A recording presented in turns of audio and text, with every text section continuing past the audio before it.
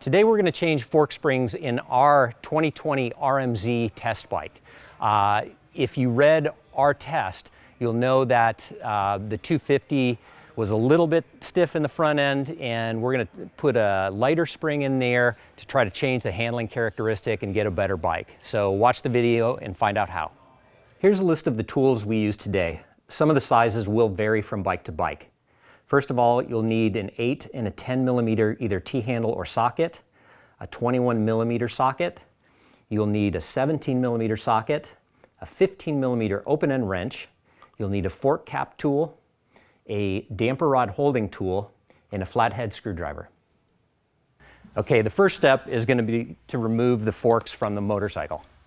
Okay, so one of the first things I want to do is loosen up the top triple clamp.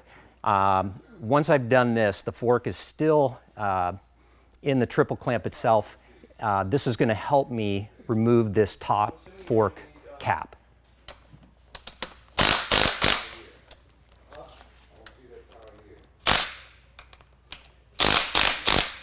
And then I can just take my fork tool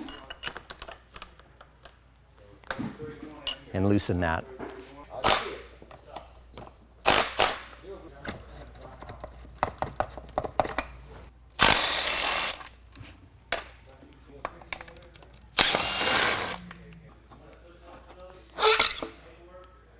Okay, now that you've got your forks off the bike, what you're going to do next is you're going to record your clicker settings, compression and rebound.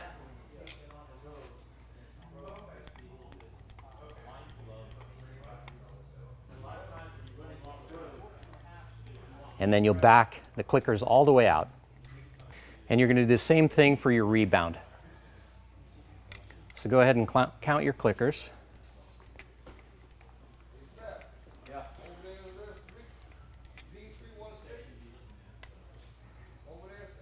And then back them all the way out. From here, you're going to want to remove your air bleed screw. Finally, you're going to unscrew your fork cap, and you're going to drain the oil from the fork into a suitable container. Okay.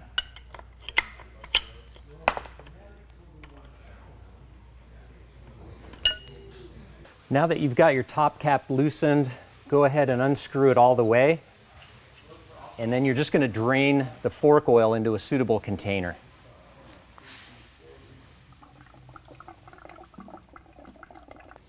So just go ahead and leave it upside down, and the longer you let it drain, the more oil you're going to get out of there. Okay, now we're going to remove the cartridge and the spring out of the fork itself. In order to do that, what is really going to help is if you take your front axle and put it in the lug right here. Then you're going to take your 17 millimeter socket and you're going to unscrew this base nut right here.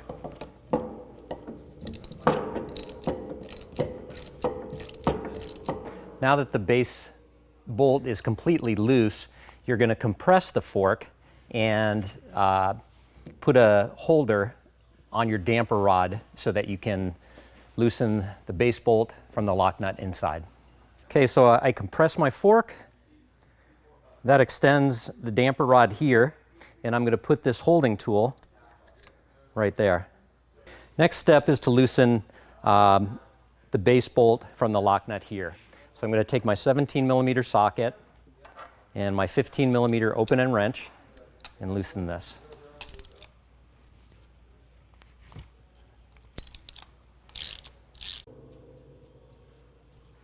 Once you take this base bolt off, you're going to notice that there's a rebound rod inside, and this is what controls your rebound damping, hard and soft, when it gets compressed up and down.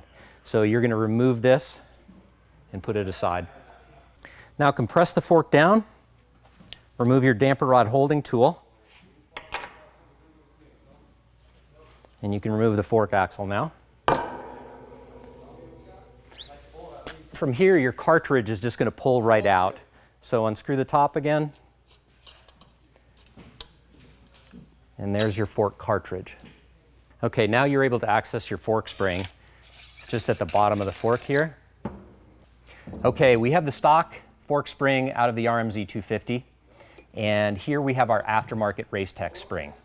Now, many times with fork springs, they vary in length, even though the application is for the said bike. So you can see these two springs, and you can see that we have a little bit of a difference between the two springs, about 5 millimeters at the top right here.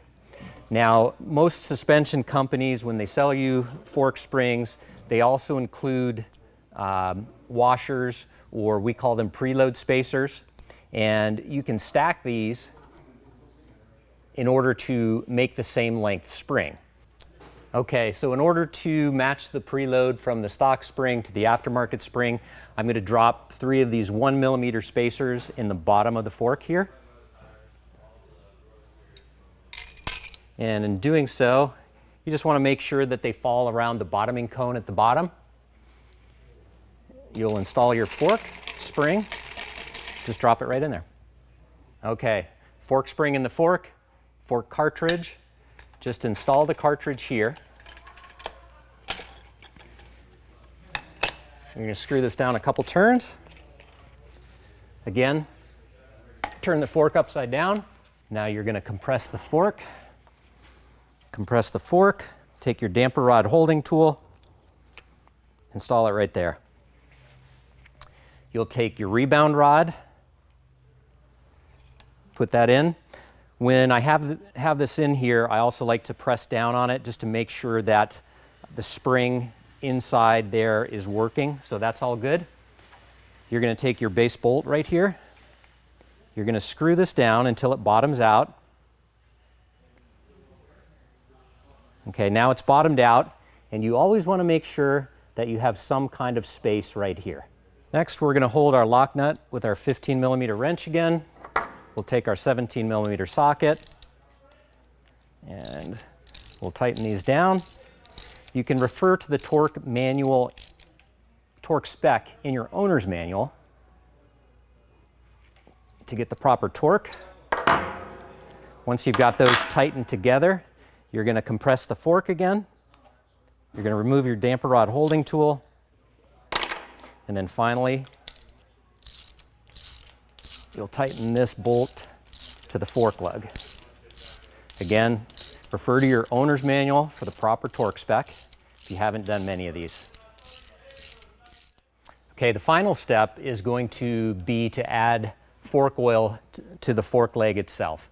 Now, your owner's manual is going to have a range of the amount of fork oil you can use and the weight of fork oil that you should be using. On almost all closed chamber, twin chamber forks, you're going to be using 5-weight fork oil. Now, the Suzuki manual says that this fork can vary anywhere from 310 cc's of oil to 375 cc's of oil, and 360 being the stock amount. Now, if you've ridden this bike before, you know that it's a little stiff and bottoming is not really an issue with it. So you can vary the amount of fork oil to get a little better fork action. In general, adding fork oil makes the fork a little bit stiffer in the final inches of travel and gives you better bottoming resistance.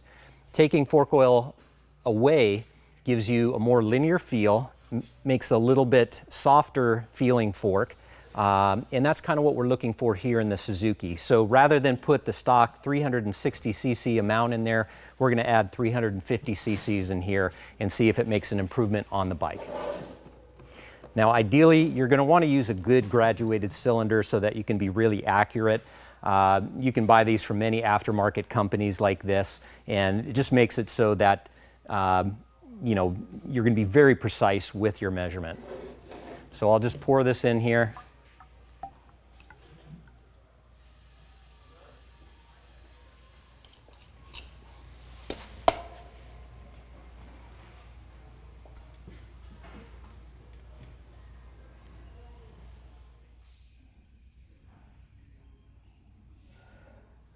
Okay, so that's how you install a fork spring in a twin chamber fork. Hopefully this helps you. You see that there are a few factors. The idea is to be very accurate. The length of your fork spring, the weight of your fork spring, the amount of oil, all of these factors can vary and give you a very different ride and hopefully a better ride. If you have any questions, put them down in the comments and I'll try and answer everything I can. Otherwise, thanks again from Vital MX and Chaparral Motorsports, and we hope you enjoy these videos.